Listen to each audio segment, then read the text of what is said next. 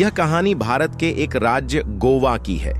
गोवा में मौजूद वर्ना रोड सिर्फ एक सड़क नहीं है, ये एक ऐसा रहस्य है जिसे प्रशासन ने छिपा कर रखा है। स्थानीय लोग इस सड़क के बारे में बात करने से डरते हैं। कहते हैं वहां गाड़ी लेकर जाने वाले लोग या तो कभी वापस नहीं आते या फिर लौट कर आते हैं तो उनकी जुबान पर ताला होता है और आंखों में एक ऐसा डर जो शब्दों में बयान नहीं किया जा सकता। ये कहानी एक पत्रकार ऋषभ मल्होत्रा की है, जो इस सड़क की सच्चाई उजागर करने निकला, लेकिन जो उसने देखा वो उसे पूरी जिंदगी नहीं भूल सका। दिल्ली का एक तेज तर्रार पत्रकार ऋषभ मल्होत्रा अपने एक्सपोजिंग रिपोर्ट्स के लिए जाना जाता था। उसकी एक वीडियो सीरीज थी भारत के रहस्यमयी कोने, जिसमें वह उन जगहों की पड़ताल करता था जिनके पीछे कोई ना कोई डरावना सच छिपा होता। एक दिन एक ईमेल आया, गोवा की वर्ना रोड की तह तक जाइए, वहां कुछ ऐसा है जो दुनिया को पता होना चाहिए। ऋषभ ने पहले इस मेल को मजाक समझा, लेकिन उसी दिन उसके चैनल में काम करने वाली असिस्टेंट अदिति बोली, सर, वर्ना रोड के बारे में मैंने भी सुना है। वहां रात को गाड़ी अपने आप रुक जाती है, मोबाइल सिग्नल गायब हो जाता है और कई लोग वहां से लापता हो चुके हैं। ऋषभ को यह सुनकर मजा आया, शायद एक और बड़ा खुलासा। ऋषभ और अदिति अगले दिन गोवा पहुंच गए। उन्होंने एक लोकल टैक्सी ड्राइवर दयानंद से वर्ना रोड के बारे में पूछा। उसकी आंखें अचानक डर से फैल गईं। साहब, वो रास्ता मत पकड़ना, वहां जो गया वो सही सलामत नहीं लौटा, और अगर लौटे भी तो न उनको रात को नींद आती है न दिन में चैन। मैं उधर नहीं जाता, माफ करो। ऋषभ ने कैमरा ऑन किया और कहा, कहते हैं डर के आगे जीत है, लेकिन इस बार डर के पीछे क्या है ये देखना पड़ेगा। उन्होंने एक होटल में चेक इन किया और रात 11 बजे वर्ना रोड की ओर गाड़ी से निकल पड़े। जैसे जैसे वे सड़क पर बढ़ते गए, सड़क सुनसान होती गई, पेड़ों की आकृति डरावनी लगने लगी।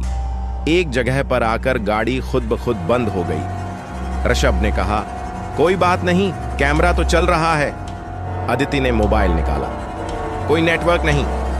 गाड़ी की हेडलाइटें अपने आप बंद हो गईं और फिर सामने एक औरत दिखी, सफेद कपड़े, बाल खुले हुए और हाथ में एक लाल टॉर्च। वह धीरे धीरे गाड़ी की ओर बढ़ रही थी। ऋषभ जैसे ही कैमरा उसकी ओर घुमाने लगा, वह गायब हो गई। डर के मारे दोनों ने गाड़ी दोबारा चालू करने की कोशिश की। चाबी घुमाते ही इंजन चालू हो गया। जब वे पीछे मुड़े, आदित्य की आंखें फटी की फटी रह गईं। पीछे की सीट पर वही औरत बैठी थी। चलो जल्दी, अदिति चिल्लाई। गाड़ी उन्होंने स्पीड में मोड़ी और वहां से निकल गए। होटल पहुंचने तक कोई नहीं बोला। कमरे में पहुंचकर देखा, कैमरे की रिकॉर्डिंग करप्ट हो चुकी थी।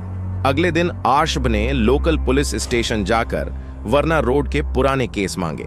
एक रिटायर्ड ऑफिसर ने गुपचुप तरीके से एक फाइल दी, जिसमें दर्जनों लापता लोगों के केस थे, जिनमें से कुछ के शव तो सालों बाद जंगलों में मिले और कुछ का आज तक कोई पता नहीं चला।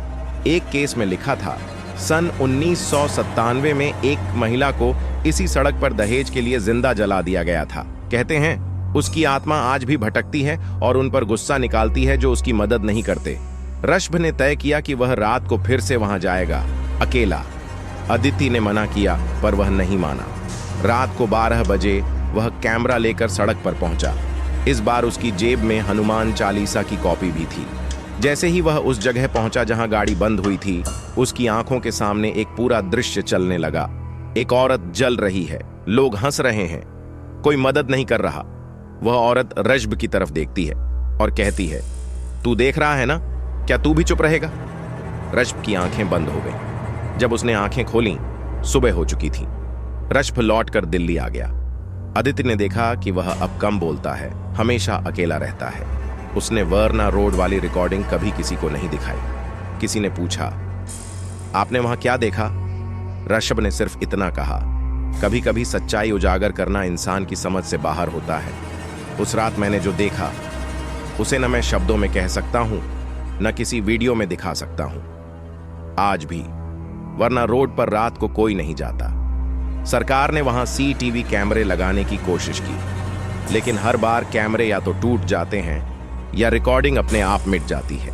कहते हैं कुछ आत्माएं बस इंसाफ चाहती हैं, और जब तक उन्हें वो नहीं मिलता तब तक वो चैन से नहीं बैठती। क्या आपने कभी ऐसा रास्ता देखा है या किसी ऐसी जगह गए हैं जहां सन्नाटा चीखों से भारी लगे?